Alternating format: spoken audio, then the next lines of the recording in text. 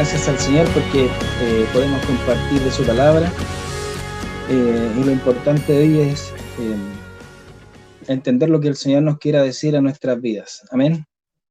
Que podamos recibir la palabra con honestidad, sin prejuicios, y recibirla como lo que es, como la palabra de Dios. Amén. De todas maneras, mis hermanos, me gustaría hacer una pequeña oración antes de entrar al mensaje, a modo personal, y cerramos nuestros ojitos. Padre amado, le doy gracias, Señor, por esta oportunidad que tú me das, Señor, de poder hablar acerca de las Santas Escrituras, Señor, aunque sea un poco, Señor. Le doy gracias porque cada día, Señor, usted nos muestra su misericordia, y cada día, Señor, nos enseña algo nuevo con el propósito de andar en su voluntad, Señor. Le ruego, Padre, que usted me libre, Señor, de cualquier pensamiento mundano o humano, perdón, cualquier pensamiento carnal, y que pueda, Señor, solamente tu Espíritu Santo, bendito Dios, guiar la palabra que sea necesaria para cada hermano, Señor. Filtra, amado Dios, todo lo humano, Señor, y que ninguna idea de hombre, Señor, salga a través de mi boca, Señor, ni que entre el corazón de mis hermanos. Te ruego por ellos, Señor, te ruego que usted, bendito Dios, ponga su semilla en sus corazones, Señor, y también en el mío, como ya lo ha hecho en el mío, Padre, y que podamos recibir su santa palabra. En el nombre de Cristo Jesús nuestro Señor, le doy gracias. Amén. Mis hermanos, esta palabra, el Señor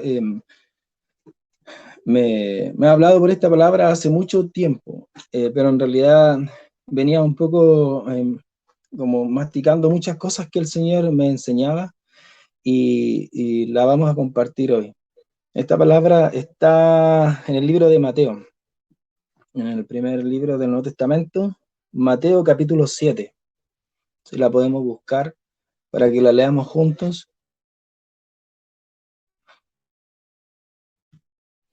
Mateo capítulo 7 del versículo 1 al 6.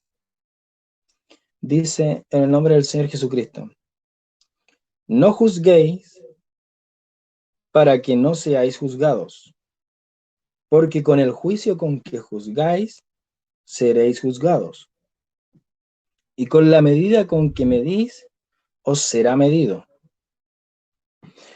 ¿Y por qué miras la paja que está en el ojo de tu hermano, y no echas de ver la viga que está en tu propio ojo? ¿O cómo dirás a tu hermano, déjame sacar la paja de tu ojo, y he aquí la viga en el ojo tuyo? Hipócrita, saca primero la viga de tu propio ojo, y entonces verás bien para sacar la paja del ojo de tu hermano. No deis lo santo a los perros, ni echéis vuestras perlas delante de los cerdos, no sea que las pisoteen y se vuelvan y os despedacen. Bueno, mis hermanos, muchas veces, de hecho me han dicho en mi trabajo, por ejemplo, me han dicho que no juzgue cuando uno a veces da su opinión en diversos temas. Ya hemos tenido, en donde trabajo, ya hemos tenido muchos, entre comillas, intercambio de opiniones, y obviamente nosotros como cristianos, nuestra opinión siempre tiene que estar de acuerdo con las Escrituras, o lo más próximo posible. Si es que no tenemos todas las cosas muy claras, podemos preguntar. Y me han dicho que no juzgue, por ejemplo, por dar una opinión distinta. Y hoy lo que he aprendido a través de las Escrituras es que, si bien la palabra dice no juzguéis, existe una forma de ver el juicio no como un acto de condenación, más bien un acto de discernimiento. Y que de hecho la iglesia de Dios está llamada a discernir y a juzgar. Pero hay que hacer una diferencia y hay que tratar de aclarar lo que realmente el Señor Jesús está diciendo. Para poder entender lo que Él está diciendo, debemos entender un poco el contexto en el que el Señor Jesús está diciendo estas palabras. Para eso, si vamos unos capítulos más atrás, el Señor está hablando en el sermón del monte, digamos, está dando su sermón del monte, que es conocido así, y que empieza en el capítulo 5, en el versículo 1, cuando dice, viendo la multitud, subió al monte y sentándose, vinieron a él sus discípulos. Y abriendo su boca les enseñaba diciendo, bienaventurados los pobres. Y así sucesivamente el Señor va dando una enseñanza. Esta enseñanza es, digamos, como el programa, digamos, un resumen del programa del reino de Dios. Es como un resumen de todos los valores y la esperanza que debemos tener como cristianos en el Señor. Entonces, el Señor va hablando de diversos temas en un contexto social y político que era, digamos, un poco desordenado, como hoy en día. Habían muchas personas con diferentes tipos de opiniones en cuanto a la religión, en cuanto a la política. Entre ellos estaban los fariseos, los saduceos, los esenios y los celotes. Estos eran como los grupos que predominaban en la época del Señor Jesús. Entonces el Señor se encontraba dando este sermón, el Señor con su divina palabra, Él estaba expresando la idea del reino de Dios, la idea del reino de los cielos, en el cual nosotros estábamos siendo invitados para ser parte de él. Y es en este contexto en el que el Señor está transmitiendo su enseñanza. En Juan 18:36, Pilato le pregunta a Jesús, ¿eres tú el rey de los judíos? Y el Señor Jesús responde y le dice, mi reino no es de este mundo. Si mi reino fuera de este mundo, mis servidores pelearían para que yo no fuera entregado a los judíos, pero mi reino no es de aquí. El Señor Jesús está dando esta enseñanza de un reino que había comenzado desde que Él comenzó su ministerio, desde que Él en realidad fue encarnado acá en la tierra.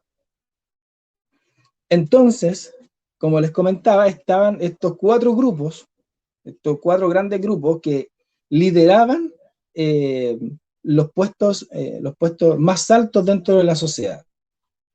Para los fariseos, la piedad consiste en la observancia de las tradiciones antiguas y en cumplir hasta los más mínimos detalles requeridos por los rabinos y muchas veces ridículos de interpretar en la ley de Moisés. O sea, muchas veces ellos enseñaban muchos detalles, como por ejemplo, el lavarse las manos para comer, lo ponían al nivel de una ley como el no mentir, por ejemplo, como una ley expresada en el Antiguo Testamento.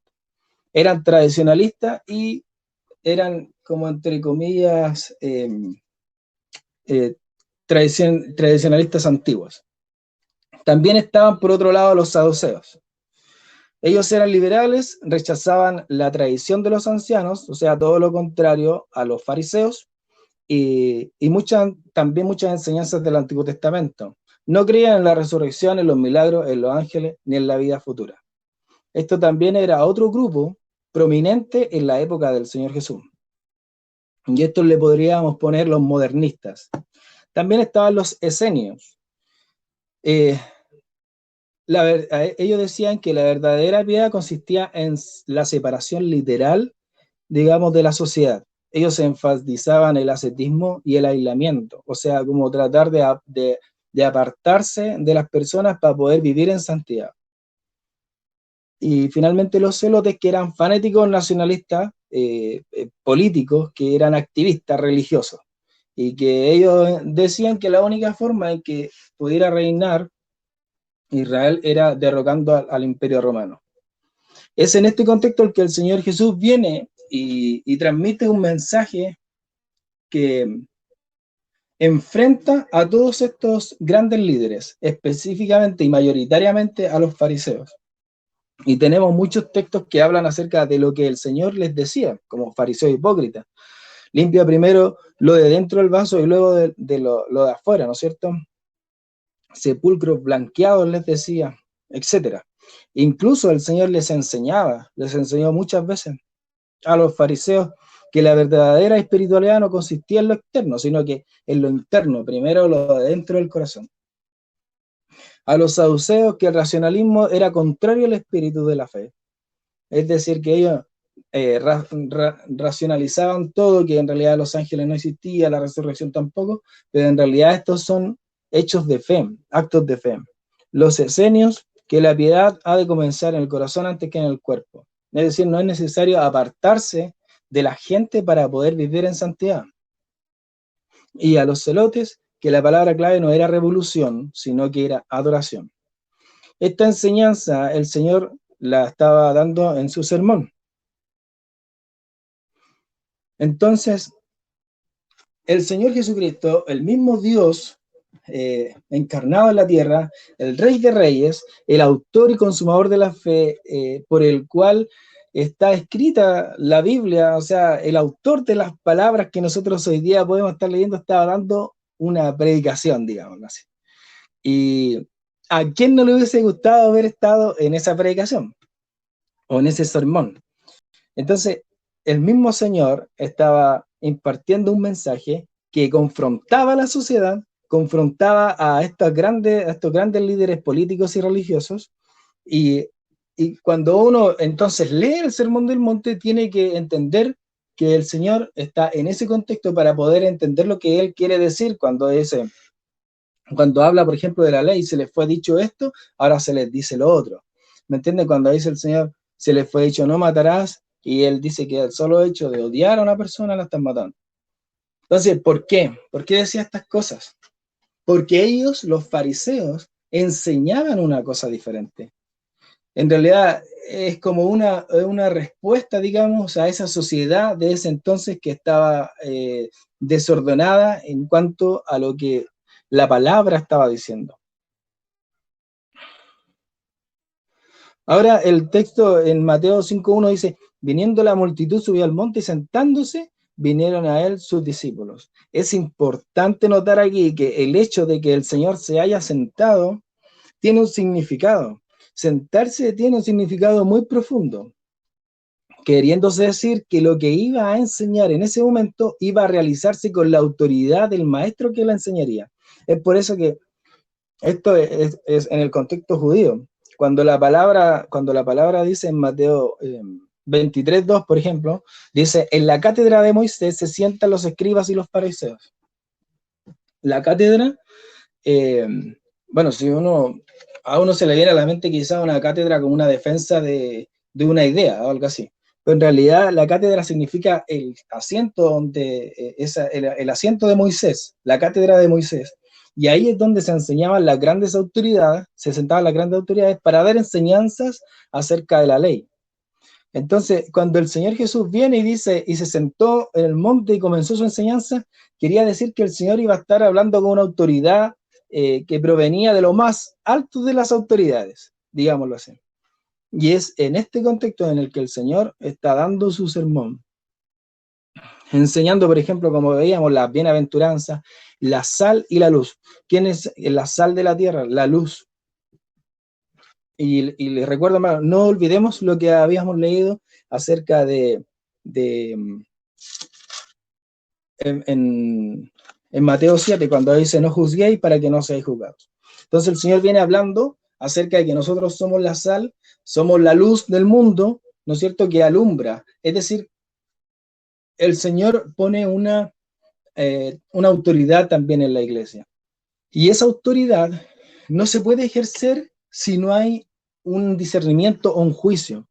Es por eso que a veces encontramos como que se podría estar contradiciendo la idea, pero en realidad no se contradicen.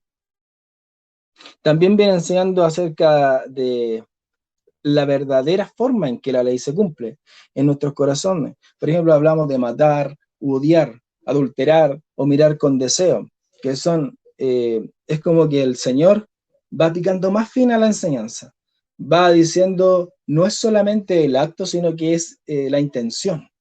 Y es en este hecho en que el Señor es el único que puede ver las intenciones del corazón. El no jurar, sino que nuestro sí sea sí. El amor hacia el enemigo, por ejemplo. contrastaba también la forma en que los fariseos realizaban las cosas o enseñaban las cosas, y cómo ellos la practicaban, en el caso de la oración, el ayuno, los tesoros, ¿dónde está nuestro tesoro? Las riquezas, la idolatría. Y el Señor estaba hablando todo en términos del reino de los cielos y cómo los cristianos deberíamos vivir en contraste con la enseñanza que tenían las grandes autoridades, entre comillas, y que eran los grandes enseñadores de las Escrituras. Y siempre yo he tenido la idea en lo personal de que esta palabra no juzguéis ha sido mal interpretada, porque de hecho en cualquier conversación, incluso hasta en la iglesia la hemos podido escuchar, que no debemos juzgar, que eso no se debe hacer, pero en realidad es tan así. Jesús estaba enseñando que no se debe juzgar en ningún caso. En realidad, hermanos, hoy día podremos ver a lo mejor alguna pequeña enseñanza de lo que el Señor realmente quiso decir. Ahora, para entenderlo, vamos a usar un método que es tratar de ver lo que no quiso decir Jesús. Cuando Él dice, no juzguéis para que no seáis juzgados, porque con el juicio con que juzgáis, seréis juzgados. Recordemos que esto estaba diciendo, dando un sermón y enfrentando a las autoridades de ese momento, que estaban siendo, tenían una justicia propia, eran orgullosos, altivos, y eso lo podemos ver en Lucas 18:9, cuando dice, a unos que confiaban en sí mismos como justos y menospreciaban a los otros, dijo también esta parábola. No sé si recuerdan a la parábola del fariseo y el publicano, cuando él dice, como que él diezma de todo, ¿no es cierto? No como este que está aquí al lado mío. Entonces tenía dos características: confiaba en sí mismo como justo, o sea, se justificaba por sus obras, y menospreciaba parte de los demás. El Señor Jesús estaba enfrentando esta sociedad con ese corazón. Entonces, lo que no quiso decir Jesús, no quiso prohibir absolutamente el juzgar, discernir, diferenciar y decir sobre alguien algún veredicto. No quiso prohibir absolutamente, es decir, solamente quiso prohibir un acto que era el acto que hacían los fariseos, que era de juzgar injustamente. Ahora, lo que no quiso decir es que, quiso decir que no deberíamos juzgar con esa actitud de altivez que tenían los fariseos, pero sí debemos discernir entre la verdad y el error, lo correcto y lo incorrecto, lo justo y lo injusto. De hecho, la iglesia, nosotros estamos llamados a levantar nuestra voz cuando nuestros valores y nuestras verdades, ¿no es cierto?, que el Señor nos dio a través de las Escrituras, están siendo corrompidas o están siendo basureadas, digámoslo así, como en el día de hoy también. Ahora, ¿por qué quiere decir que no debemos juzgar nada de las Escrituras? O sea, ¿qué quiere decir que no debemos juzgar nada de las Escrituras?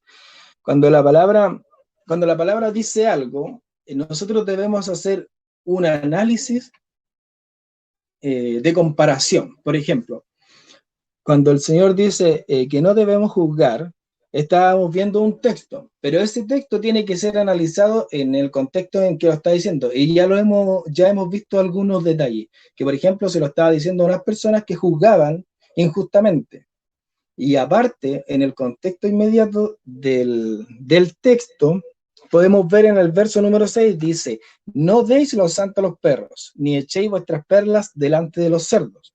Es decir, que el Señor mismo está juzgando o está haciendo un juicio o una diferencia entre un perro y un cerdo, o un perro y un cerdo y los hijos de Dios. Y puede sonar muy, muy fuerte, pero en realidad estas son las palabras del Señor. No deis los santos a los perros.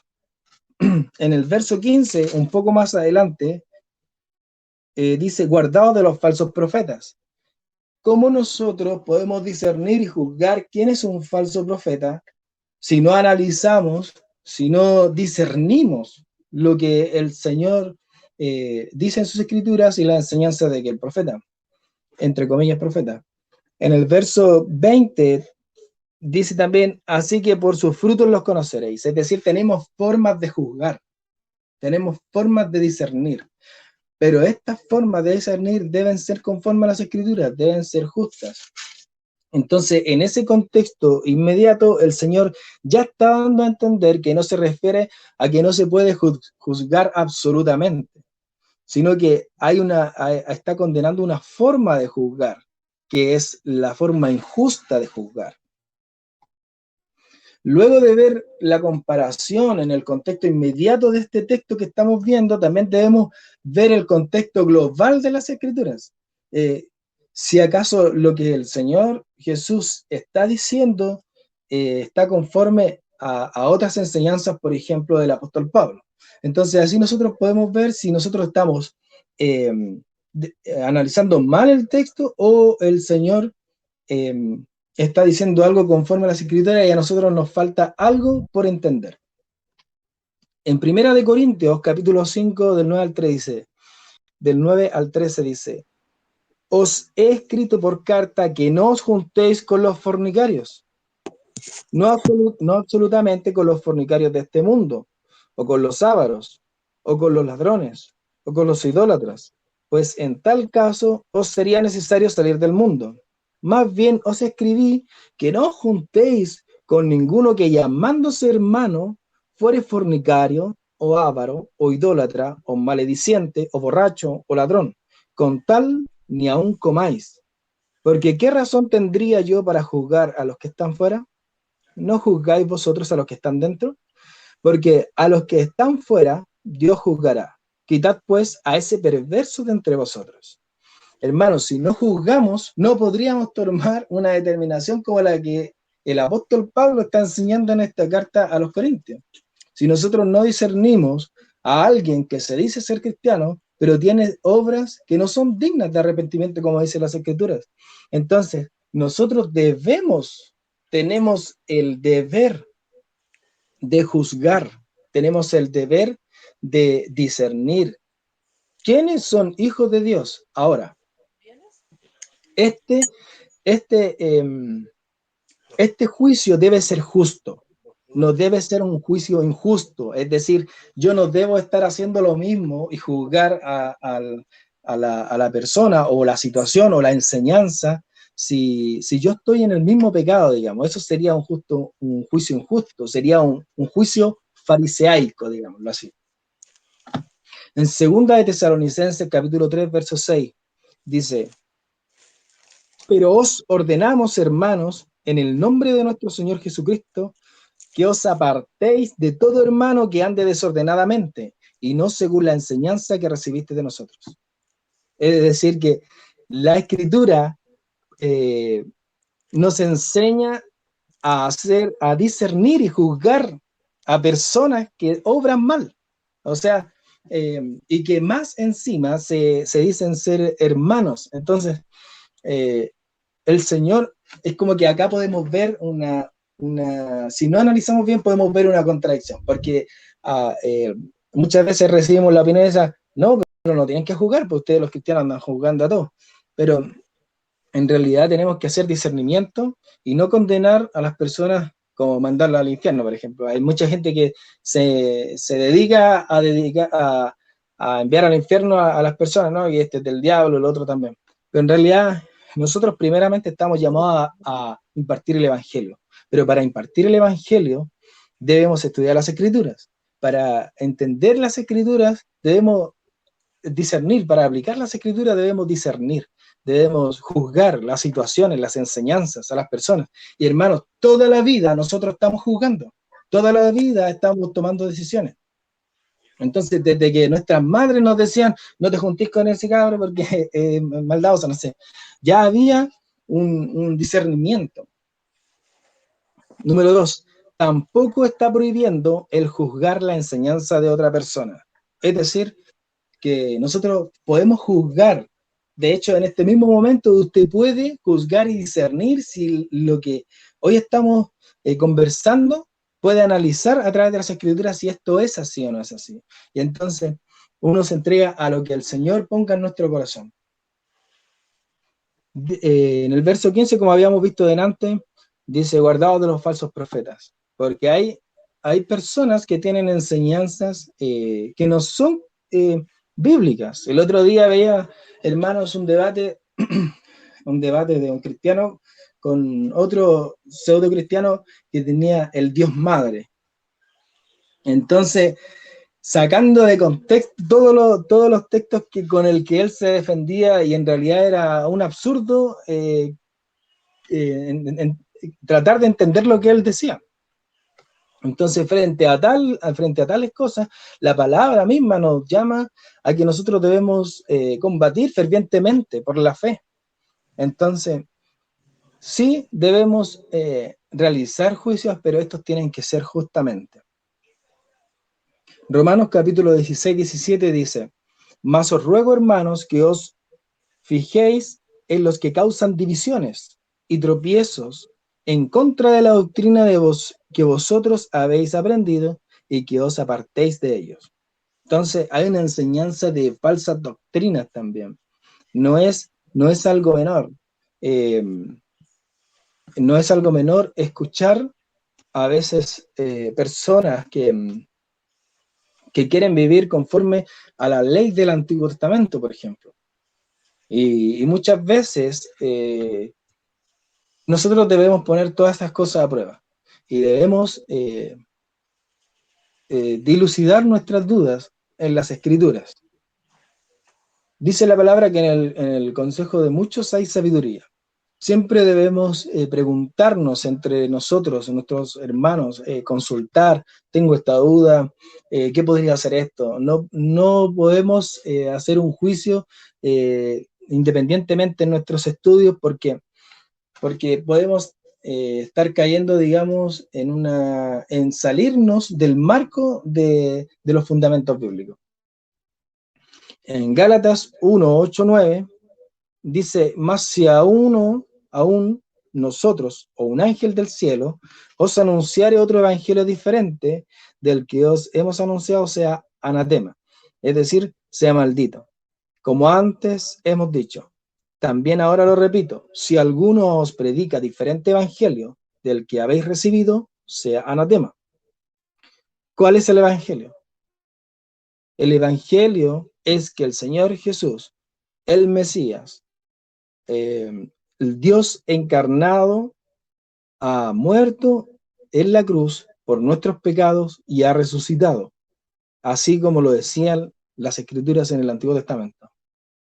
Cuando Pedro dice, tú eres el Hijo del Dios viviente, tú eres el Cristo, tú eres el Mesías, aquel que había de venir, del cual hablaban las Escrituras, ¿no es cierto?, de Génesis a Malaquías, tú eres ese que el Salvador del mundo. Pero la forma en que ellos lo esperaban era distinta. El Mesías para ellos no podía ser derrotado en una cruz, mas Jesús venció en la cruz. Entonces, mis hermanos, debemos tener claro cuáles son las buenas nuevas de salvación. Debemos tener claros de qué nos salvó el Señor, por qué nos salvó el Señor, para qué nos salvó el Señor, cómo somos salvados por el Señor. Para que nosotros, yo hago estas preguntas porque algún día yo me las hice también. Y es importante que nosotros entendamos el Evangelio de Dios, aunque pasemos toda nuestra vida tratando de entenderlo, o entrando cada vez en un conocimiento más profundo, es importante para que nuestra fe esté firme, porque Dios mismo descendió de los cielos y se hizo hombre, para que nosotros hoy podamos tener eternidad juntamente con Él. Entonces, como veníamos diciendo, los falsos profetas no vienen con un letrero aquí diciendo yo soy un falso profeta. No, hay que discernir, hay que juzgar su enseñanza para poder saber si es un falso profeta o no. Y tercero, no está prohibiendo el Señor Jesús aplicar disciplina o corrección en el caso que fuese necesario. Y eso lo podemos ver claramente en Mateo 18, del versículo 15 en adelante, cuando dice, por tanto, si tu hermano peca contra ti, Ve y repréndele estando tú y él a solas. Si te oyere, has ganado a tu hermano. Mas si no te oyere, toma aún contigo a uno o a dos, para que en boca de dos o tres testigos conste toda palabra. Si no los oyere a ellos, dilo a la iglesia. Y si no oyere a la iglesia, tenle por gentil y publicano. Entonces los gentiles eran los que no eran convertidos, no eran tomados en cuenta por los judíos, eran como el resto, no eran hijos de Dios. Entonces, aquí se está haciendo claramente un juicio para tomar una decisión. Hay un conducto regular, pero hay personas que no se someten a ninguna autoridad. Hay personas que no se quieren someter a ninguna autoridad, ni siquiera de eclesial, que es la que tiene más valor acá en la tierra. La iglesia es la autoridad que tiene más valor, que el Señor le dio su valor. Pero entonces contra eso uno no puede hacer más que juzgar la situación, juzgar por las obras esa situación y decir entonces, es un gentil o un publicano, digámoslo así. Ahora, porque tampoco podemos caer, lo contrario sería no juzgar nada. No podemos caer en el hecho de no juzgar ninguna situación. Si nosotros, porque a veces las personas dicen, no, es que yo no puedo juzgarlo, a lo mejor se sienten mal juzgarla o juzgar la enseñanza, no, yo creo que no sé, no me siento capaz. Eso también viene siendo un pecado, si es que uno se abstiene de juzgar situaciones, porque por abstenerse hay consecuencias. Es por eso que nosotros debemos tener un equilibrio entre no ser un juez fariseo, digamos, fariseico, y tampoco ser un juez que no juzga. Debemos tener el equilibrio correcto que el Señor nos enseña para determinar, para tener un justo juicio y para tomar decisiones en nuestro caminar en el Evangelio. Ahora, lo que sí quiso decir Jesús, específicamente Jesús quiso decir que no debemos juzgar como los fariseos, con esa actitud que ellos tenían, que era que confiaban en sí mismos y que menospreciaban al resto. Es decir, cuando nosotros emitimos un juicio, no tiene que ser por nuestros conocimientos, digamos, y por eso entonces nosotros vamos a juzgar, o porque menospreciamos a la otra persona y por eso la vamos a juzgar, sino, como decía el hecho de la corrección, si te escucha, has ganado a tu hermano. Entonces, la idea es siempre ganar al hermano al cual se le está emitiendo un juicio o emitiendo una enseñanza que puede ser, no es, digamos, no es el hecho de que alguien se ponga en un púlpito y empiece a juzgar a todos, sino que esto puede ser en la práctica hecho como un consejo.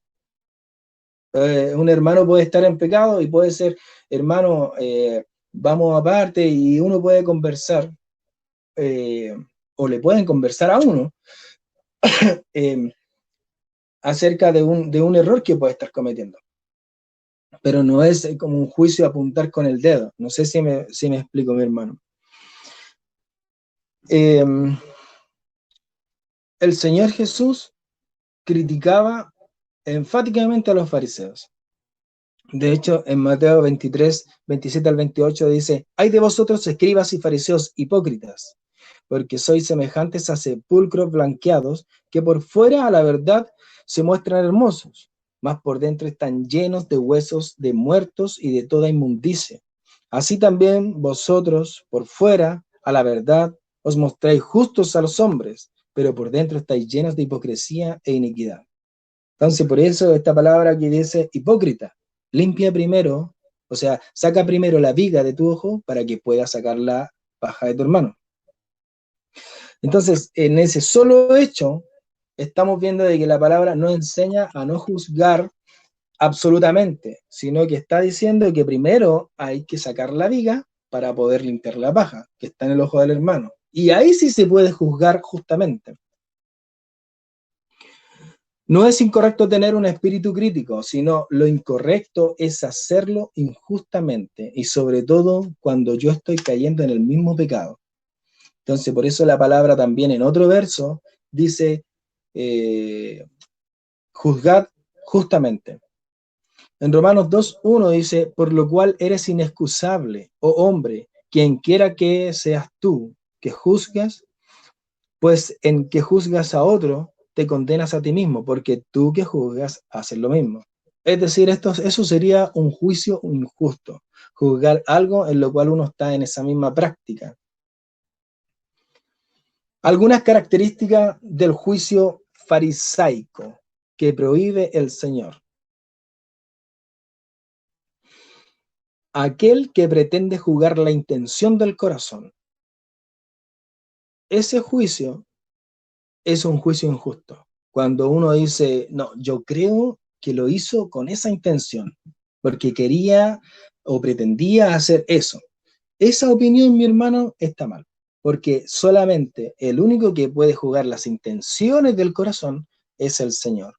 Dice en 1 Corintios 4:5, así que no juzguéis nada antes de tiempo hasta que venga el Señor, el cual aclarará también lo oculto de las tinieblas y manifestará las intenciones de los corazones, y entonces cada uno recibirá su alabanza de Dios.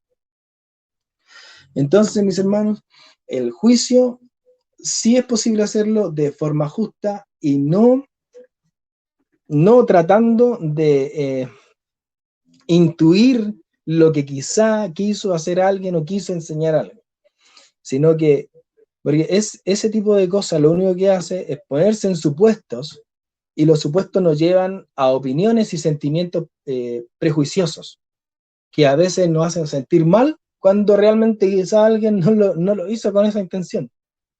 Y como que nos adelantamos y tenemos sentimientos en nuestro corazón porque nos adelantamos a creer cosas que realmente aún no son concretas.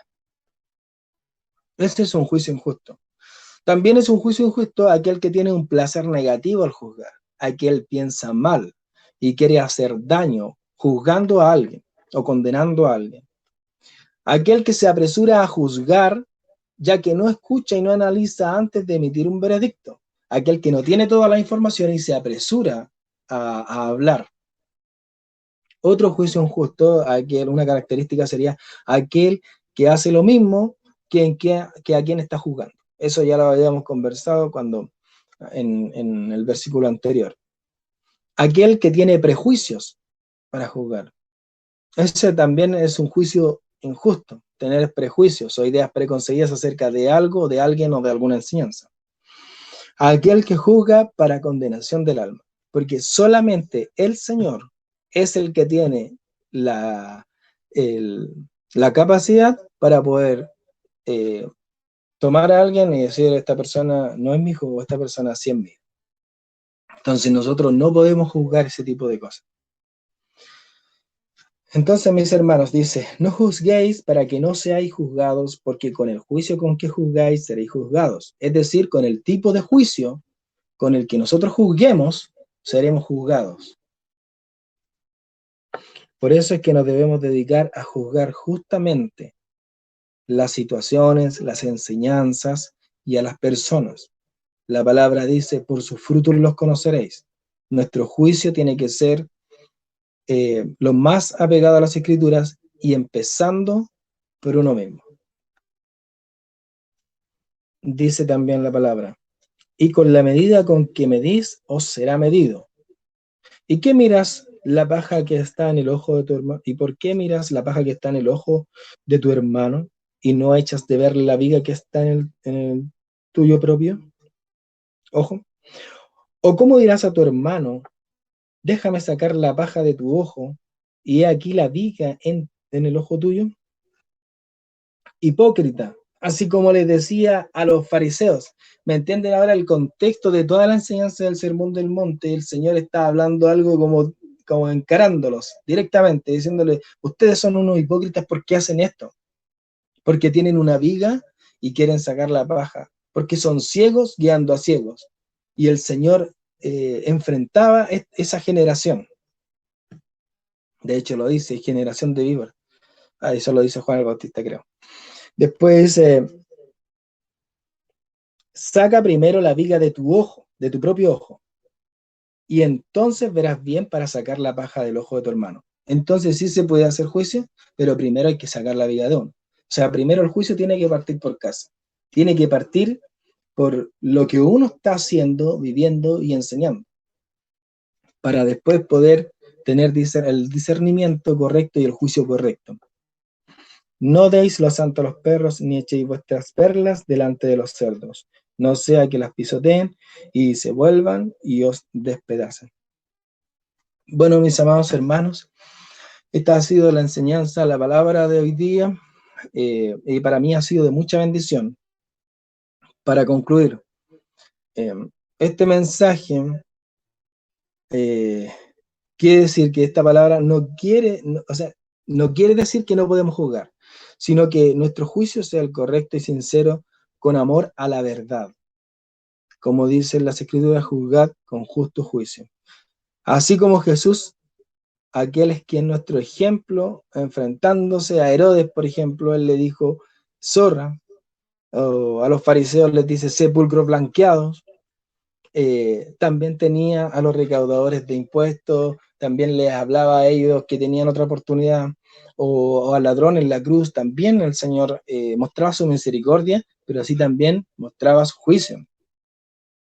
Ahora, entre paréntesis, cuando el Señor le dice zorra, nosotros a veces tenemos una idea de zorra diferente a lo que el Señor quiso decir. Cuando le dijo zorra, se refiere a los animales que la zorra es un animal cabezón con un cuerpo chico, que ataca en la noche. En la noche su cabeza parece que fuese de un animal más grande, pero en realidad es un animal pequeño.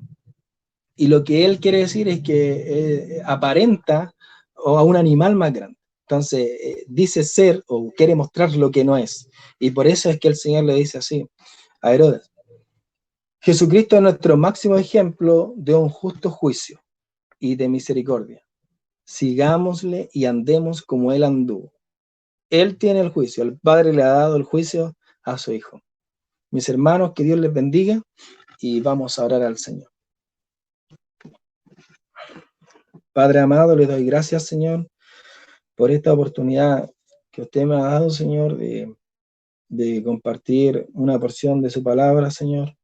Le doy gracias, Señor, porque podemos, Señor, aclarar algunas cositas, Señor. Yo sé que cada día, Padre, usted nos da más conocimiento y que en el consejo de todos nosotros podemos encontrar a la perfección en las Escrituras, Señor. Le ruego que usted bendiga a cada uno de mis hermanos, Señor, que haya sembrado por su Espíritu Santo la palabra que usted necesitaba para cada uno de ellos, Señor, porque a mí, Señor, ha sido de bendición. Le ruego que podamos seguir adelante, Señor, en el estudio de su enseñanza, de usted como ejemplo, Señor, para nuestras vidas, y que podamos, Señor amado, andar como su Hijo, nuestro Señor Jesucristo anduvo.